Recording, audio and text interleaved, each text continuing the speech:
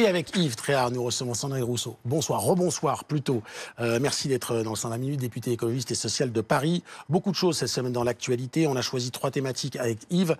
On ira aux États-Unis pour la victoire de Donald Trump. On ira également en Iran avec ces images de cette jeune iranienne qui s'est promenée en sous-vêtements après avoir été contrôlée parce qu'elle mettait mal son voile. Mais avant cela, Yves, on va revenir sur les événements d'Amsterdam, évidemment. Oui, Sandrine Rousseau, bonsoir. Bonsoir. Il y a eu effectivement hier soir des violences d'une rare intensité dans la ville d'Amsterdam à l'occasion d'un match de football qui opposait l'Ajax Amsterdam au Maccabi Tel Aviv. Certains ont parlé d'un pogrom, d'une chasse aux Juifs. Est-ce que vous utiliseriez les mêmes mots ?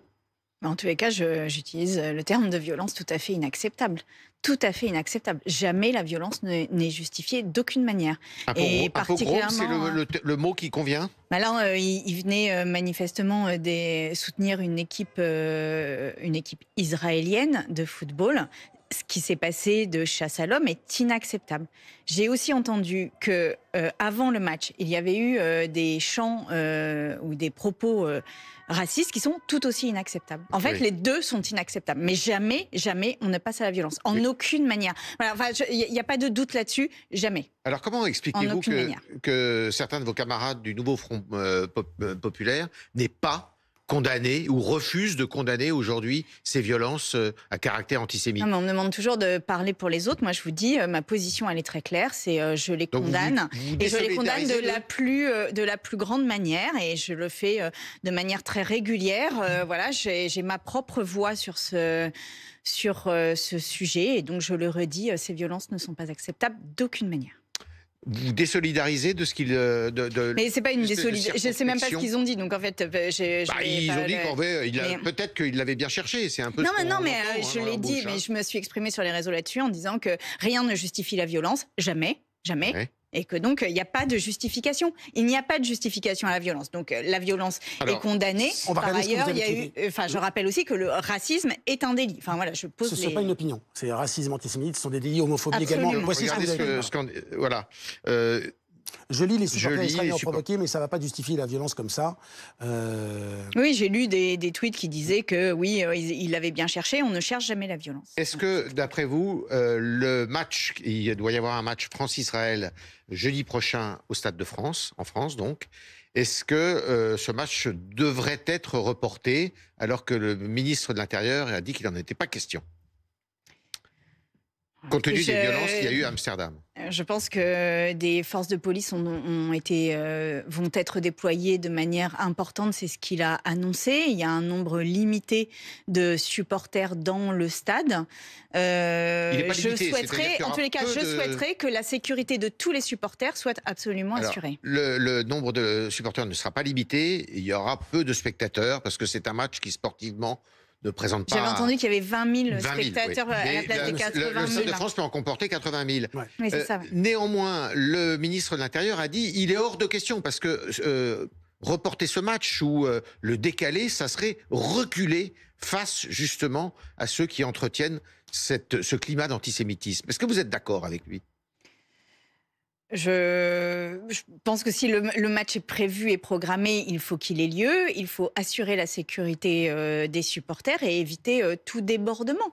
Voilà, il n'y a pas de sujet là-dessus. Est-ce que vous êtes d'accord pour vous dire qu'il ne faut pas reculer devant ces intimidations antisémites ? Il faut reculer devant aucune intimidation, jamais. Enfin, c'est pas moi que vous allez demander ça. Comment vous l'expliquez, cet antisémitisme d'ailleurs qui sévit, on l'a vu à Amsterdam, mais qui sévit aussi en France. Il y a un nombre d'actes antisémites qui est en progression phénoménale.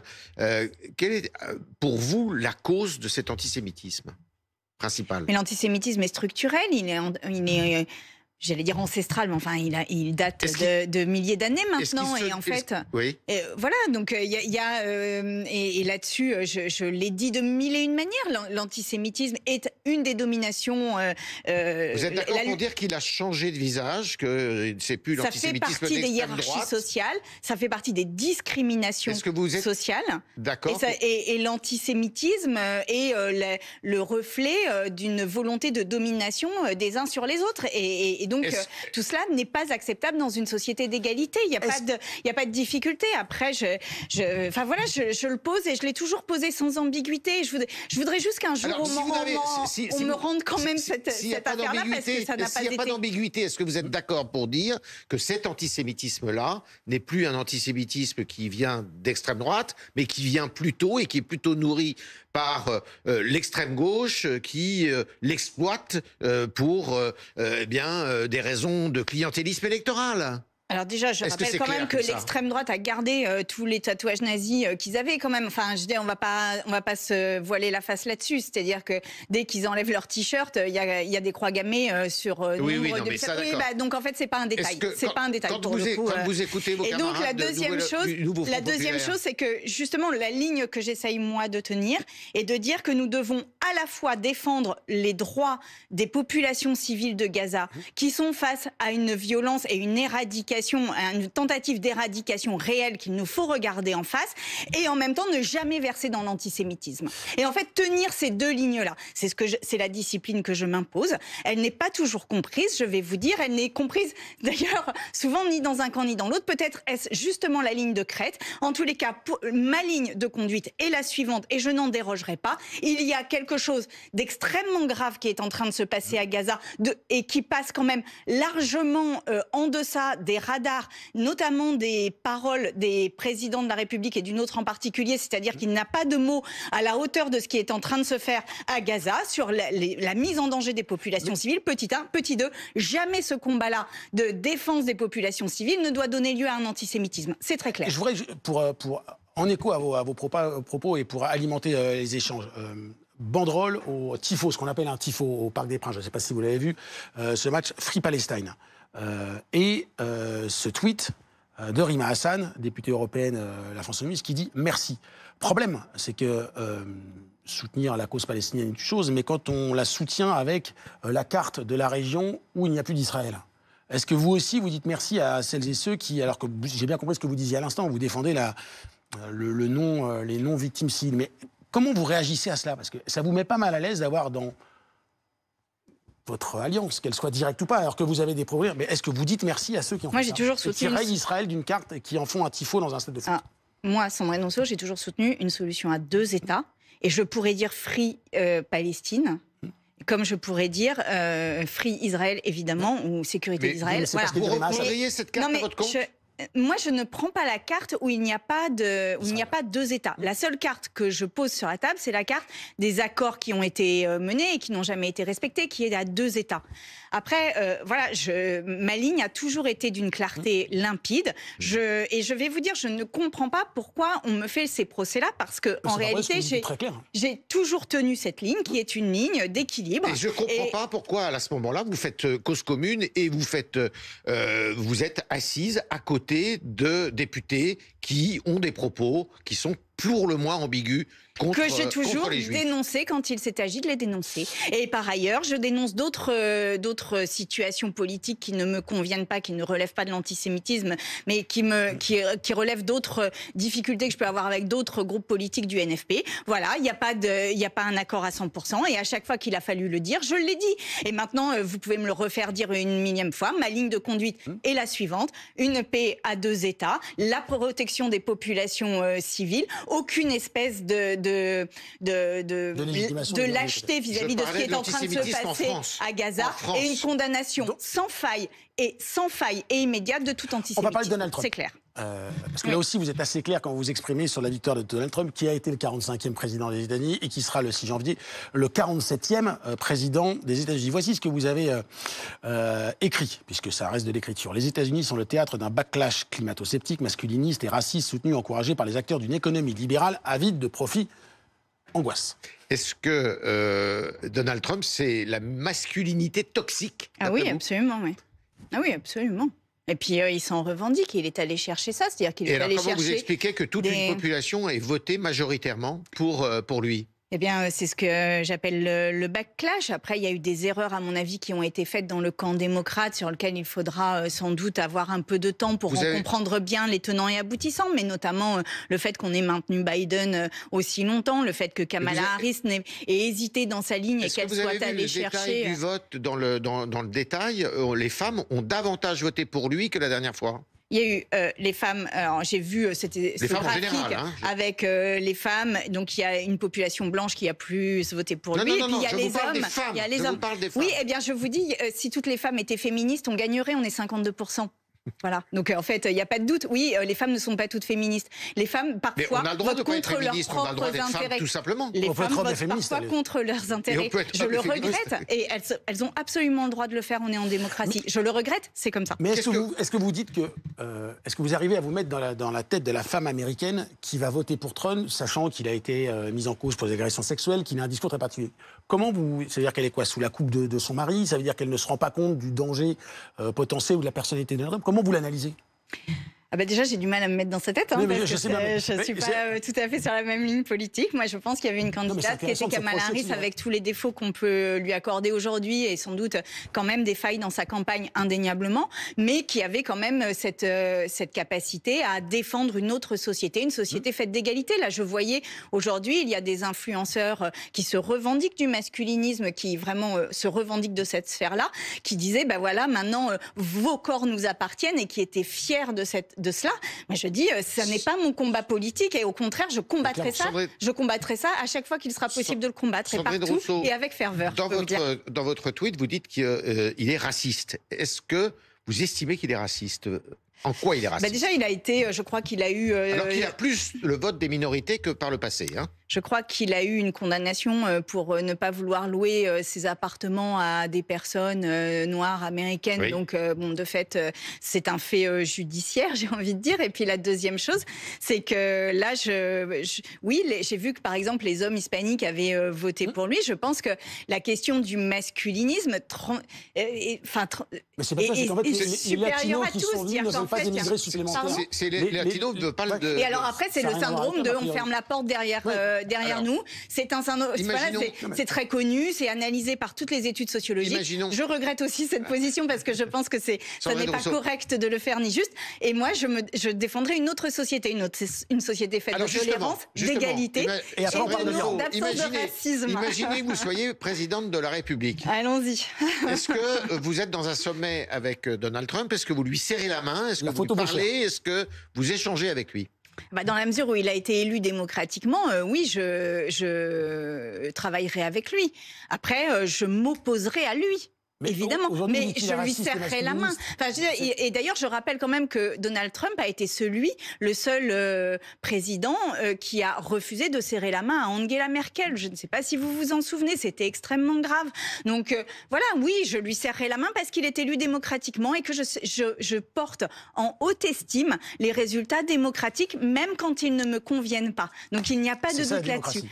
Absolument. Mais par contre, évidemment, je le combattrai de toutes les manières possibles, je peux vous dire, et je ne lâcherai pas ce combat. On va s'intéresser à ce qui s'est passé en Iran, avec la réaction, vous d'ailleurs, qui est un peu dure contre vous, mais de Marjane Satrapi, la réalisatrice, autrice iranienne. Tout d'abord, voici ce que vous avez écrit. On remet cette jeune femme iranienne, Aoudarieh, qui s'est dévêtue. Elle avait été contrôlée parce que son voile était mal mis selon la police des mœurs iraniennes. Résultat, elle se déshabille pour montrer son opposition. Elle sera arrêtée, emprisonnée. Voici ce que vous écrivez. Notre corps et tout ce que l'on met ou pas pour le vêtir nous appartient. Force aux Iraniennes, aux Afghanes, à toutes celles qui subissent l'oppression. Ça, c'est ce que vous avez écrit. Voici ce que Marjane Satrapi vous répond. Madame Rousseau, donc il y a 2 années de ça, un peu plus, on a fait notre premier rassemblement, place de la République, pour la révolution Femmes, Vie, Liberté. Vous avez pris la parole, nous étions 6 femmes, et tout le monde vous a hué, parce que quelques jours auparavant, vous aviez annoncé le voile et l'embellissement de la femme. Vous êtes allé derrière ça pendant 1 semaine, tous les radios, toutes les télévisions, partout, pour dire que vous vous êtes fait huer parce que vous étiez une femme. La raison pour laquelle vous vous êtes fait huer, c'est pas parce que vous étiez une femme, c'est parce que vous étiez con. Et vous continuez à l'être.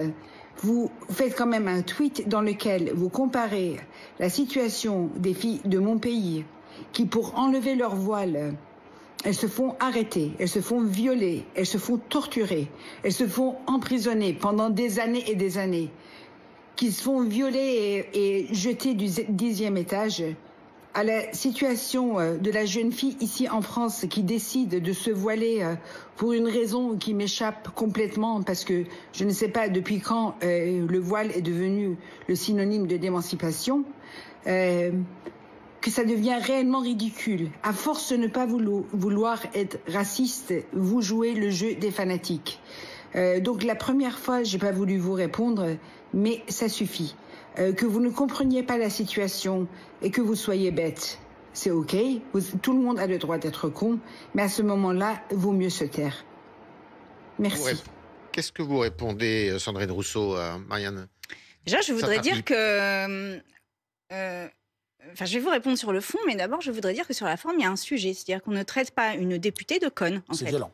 Non, c'est pas violent, c'est insultant. C'est vrai aussi. D'accord. Et donc, ça n'est pas possible, parce que la démocratie, et comme je l'ai dit tout à l'heure, est un art. Elle peut ne pas être d'accord avec moi, et c'est tout à fait légitime, mais on n'a pas à insulter une députée. Donc déjà, je voudrais le poser parce que Une députée ou pas une députée? Oui, enfin, quiconque, mais encore plus une députée. Et je voudrais dire quand même qu'il y a plusieurs députés qui ont retweeté cette vidéo, ce qui est tout aussi scandaleux parce que ce sont les mêmes qui vont demander le soutien dès lors qu'ils subissent la moindre chose. Moi, je vais vous dire, depuis cette vidéo, j'ai dû annuler des prises de parole publiques parce que j'étais menacée de mort. Vous pourriez l'attaquer ou pas? Donc en fait, ça n'est pas neutre. Ça n'est pas neutre comme prise de parole. Vous pourriez la poursuivre?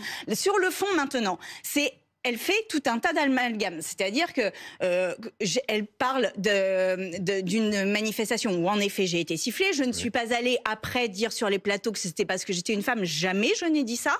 Je parlais dans ce tweet de la situation en Iran où je saluais le courage de cette femme. Et je voudrais le redire, cette femme est d'un courage mais inouï. Il n'y a aucun doute là-dessus. Et que les Iraniennes subissent l'oppression, il n'y a aucun doute là-dessus. Maintenant, je vais vous dire, si on disait demain le voile n'est plus interdit, toutes les Iraniennes ne l'enlèveraient pas. Donc c'est ça que je dis. Je dis qu'en Iran, non, vous dites pas tout à fait ça. Il y a une liberté de porter ce que l'on veut. Et en fait, la question, c'est l'oppression. Que le voile, les jeunes femmes qui portent le voile en France, mais sont je n'ai pas souvent parlé de des la femmes France. Soumises. Alors, je n'ai pas parlé de la France dans ce tweet, je parlais de l'Iran et je le redis. Moi, ce que je souhaite pour les Iraniennes, c'est la liberté qu'elles portent ce qu'elles veulent et de ne pas être menacées de mort pour cela. Et par ailleurs, j'ai reçu depuis, je dois le dire, plusieurs messages d'Iraniennes qui m'ont dit merci pour votre message parce que on en a marre d'entendre. Dans les années 70, la femme iranienne dans la rue était quasiment aussi moderne que la femme française. C'est quand même une forme de retour en arrière, non pas du tout? Pardon, j'ai pas entendu votre question. Dans son aspect vestimentaire, dans sa liberté, la femme iranienne des années 70 oui, absolument, était proche de la femme française. Et quand on voit ça, mais évidemment que c'est une oppression. Évidemment que c'est une oppression, il n'y a aucun doute là-dessus. Est-ce que vous reconnaissez que le port... Après, sur la France, puisque vous me posez la question et qu'elle parle de l'embellissement, moi j'ai juste dit dans une vidéo, et je peux le redire ici, que si une femme se trouve plus belle avec un foulard sur la tête, eh ben elle a le droit de se trouver plus belle avec un foulard sur la tête. Et je vois pas où est le problème, en fait. C'est-à-dire que moi, j'ai dit que moi, ça ne me plaisait pas. J'ai dit que ce vêtement était France, pour moi... Et en Afghanistan aussi. Ce vêtement... Partout. Non, Partout. mais en Afghanistan, j'ai dénoncé les oppressions. J'ai fait un tweet disant que je vomissais le régime taliban. Qu'est-ce que je peux être, en quoi je peux être plus claire que cela? Moi, je dis maintenant que il n'y a pas la situation en France n'est pas la même que celle en Iran, n'est pas la même que celle en Afghanistan, et que si une femme désire dernière question, elle a le droit de le faire. Dernière question, dernière réponse. Et d'ailleurs, c'est notre loi. Le voile en France, c'est un embellissement ou c'est un acte politique et un acte militant? J'ai dit que si une femme se trouvait plus belle en faisant ça, elle avait le droit de le faire. C'est tout. Et ce sera le mot de la fin. Après qu'il y ait un sujet d'oppression des femmes en France et de toutes les femmes, des femmes musulmanes aussi comme des autres, eh bien il y en a évidemment. Et sinon je me battrais pas et je serais pas féministe. Donc oui, il y en a partout. Maintenant, moi je suis pour la liberté de nos corps, de nos choix, quelle que soit la situation. Je prends la liberté de vous interrompre. Merci beaucoup à Sandrine Rousseau d'avoir été sur le plateau.